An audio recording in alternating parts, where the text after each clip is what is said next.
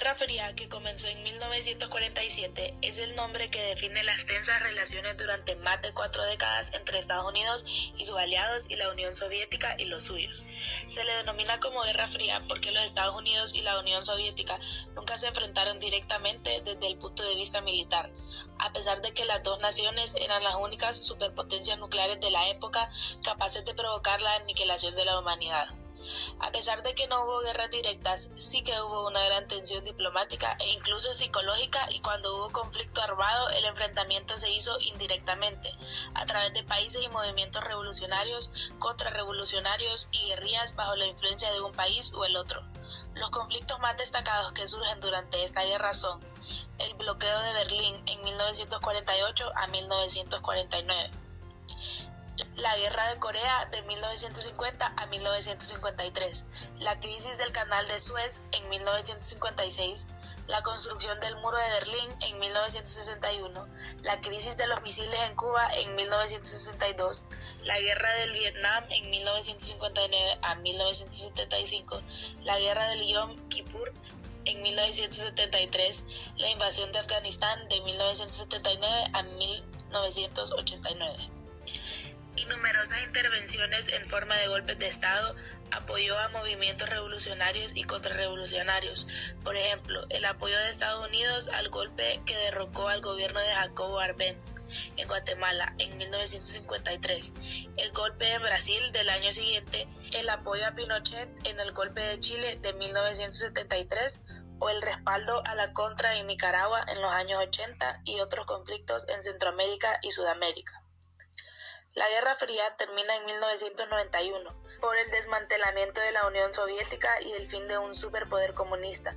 Los signos de que algo estaba ocurriendo acontecieron a lo largo de la década de los 80, cuando el líder M.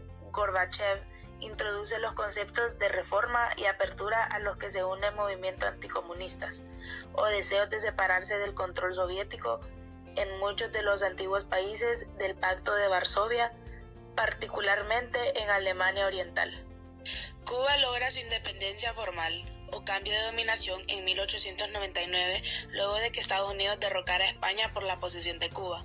En 1952 se da el primer intento de sacar al dictador Fulgencio Batista, apareciendo la figura de Fidel Castro, pero sin éxito. Desde 1956 y a bordo del Granma se inicia la lucha guerrillera, ganando de paso el apoyo de la Unión Soviética hasta tener éxito en 1959, derrocándose a Batista, y Castro se hace con el poder. En 1962, Nikita Khrushchev ve la oportunidad de presionar a Estados Unidos y decide poner misiles en Cuba bajo el gobierno de Kennedy. Para evitarlo, Kennedy anuncia un bloqueo naval a Cuba, constituyéndose el punto más álgido de la Guerra Fría, pues Estados Unidos señaló que cualquier intento de violar la norma sería considerado un ataque directo. Sin embargo, la presión de Estados Unidos, el Consejo de Seguridad de la ONU y otras acciones diplomáticas hizo que la Unión Soviética renunciara a esta situación, mientras los Estados Unidos se comprometían a no invadir Cuba. Guerra de guerrillas.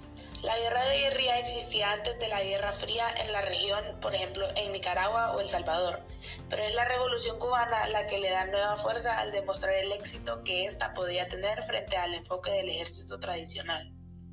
En Nicaragua, luego del retiro de tropas de Estados Unidos, se inicia una larga dictadura de la familia Somoza de 1937 a 1979.